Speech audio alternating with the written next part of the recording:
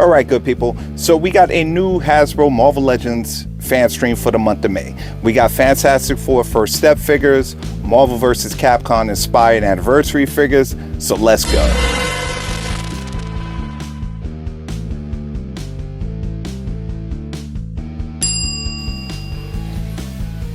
This is going to be a main one collector video. Welcome to the channel, and if you like this video, click that like and subscribe button. It helps out the channel and I appreciate you. Alright, so let's kick this off. Starting off with the Marvel Legends Fantastic Four First Steps wave, we have Sue Storm, the Invisible Woman. Now, she's not a bad looking figure. I think the head sculpt looks great. You know, she looks how she's supposed to look. But she's coming in a little light on accessories. She's coming in with a set of extra hands and a force shield.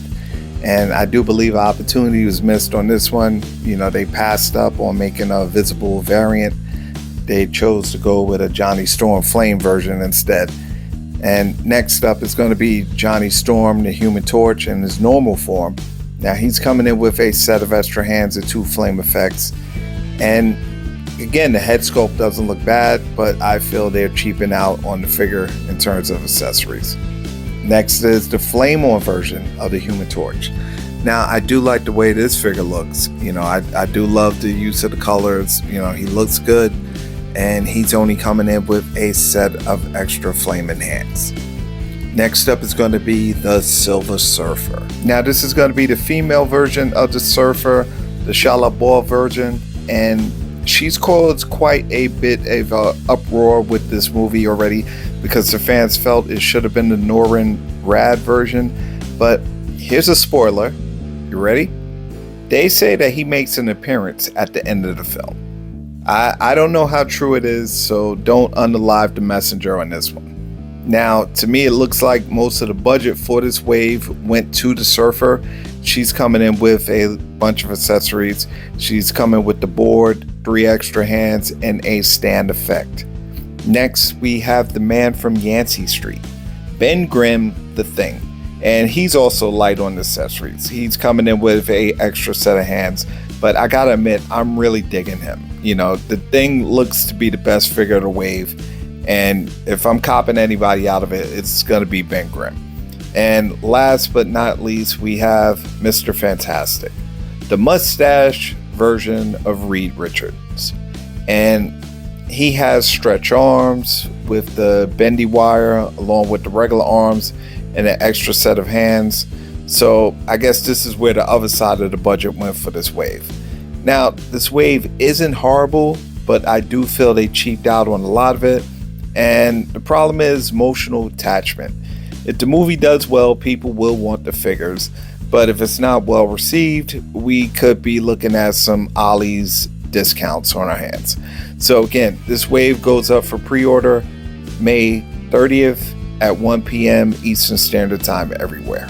Now, next up, this is where I got excited. They dropped the inspired Marvel vs. Capcom wave, and this was rumored as a few figures coming out, and they gave us clues in the last fan stream.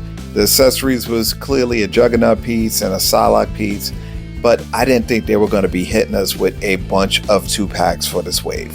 And the main issue with the game in general is that Hasbro doesn't have the rights to the Capcom characters, but other companies like Storm Collectibles do, and they're stepping up their Street Fighter game to get you covered.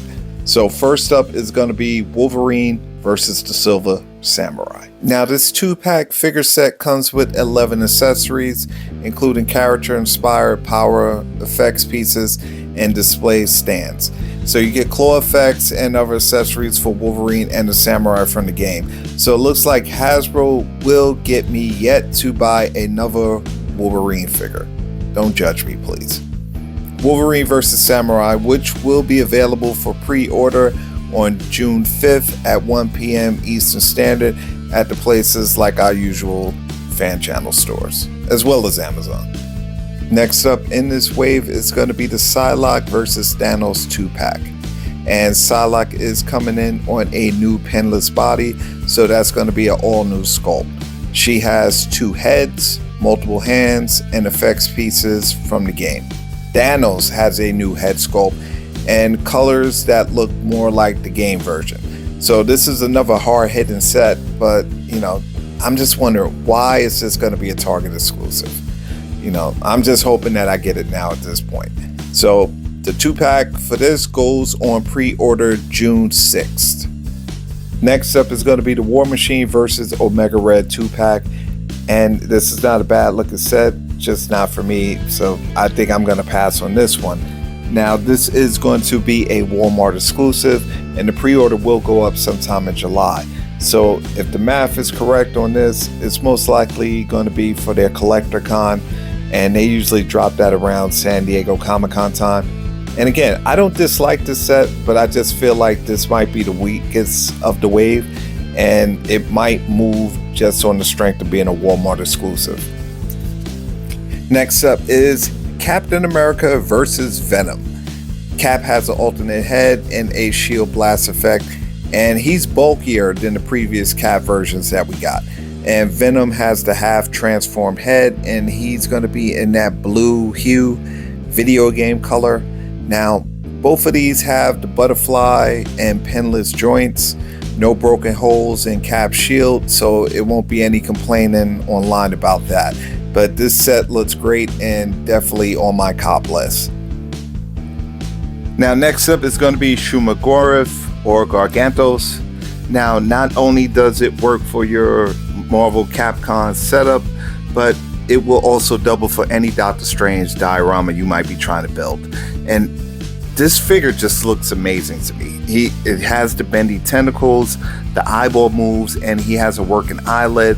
He also has a eyeball shooting effect, and this is going to go down as the most bendy figure that the Hasbro team has ever worked on, that they've ever done. And I'm really loving the poses they were able to get him into, and I admit that I'm impressed with this one. But I'm wondering what the price point on Shumagorath is going to be, and I'm scared. This is going to be a fan channel Amazon exclusive, going up on June 18th for pre-order. And last but not least is going to be the Juggernaut.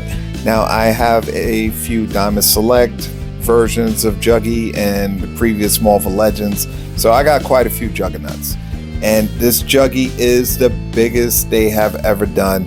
It's a all new sculpt, and I was pretty surprised. I'm looking at the size of him in comparison to the old Marvel Legend, and he's a big boy. Now he does have articulated toes, but he's coming in with single elbows and knees. Now he has a punch effect that works with his hands, and this figure does look great. It's definitely on the cop list. I'm just wondering what the price point on this updated Juggernaut will be. He's going to be a fan channel Amazon exclusive, and it's going up for pre-order in late June. This is going to be the last live stream until San Diego Comic-Con, and the teaser is what looks like a Green Arrow accessory, so that might just be unpainted, but I'm going to go on the record and say this is an arrow for the Dark Avengers Hawkeye. We got Dark Avengers, Dakin, Mrs. Marvel, Norman Osborn's Iron Patriot, so I think Hawkeye is up next. We interrupt our program to bring you this important message. Alright, I'm back. Now I did something that I usually do not do. I re-edited the portion of this video after the fact due to a change in information. Okay, so when I saw that green arrow on the teaser, I instantly thought of Dark Avengers Hawkeye. However, my main man Nick pointed out to me to watch Boog's live stream, and you guys know Boog, toy collector, and shout out to Boog and his crew, because someone in that live chat suggested that it could be the character from the Crystar comics called Warbo. Now, I've read Crystar comics as a kid, and I do know the character, but it's so long ago I vaguely remember it, and that's a pretty deep cut. But after doing some research, I have to say that is definitely a good guess as well. It's just that when they dropped the Crystar figure, I thought that was just going to be a one and done standalone, but it's possible Hasbro could be proving me wrong on that. So at the end of the day, we're just going to have to wait till July for the next fan stream, and we'll see who is going to be revealed. you know, and that's part of the fun, I guess, speculating. Well, that's going to be my time, people. So if you liked the video, click like, subscribe. Main One Collector out.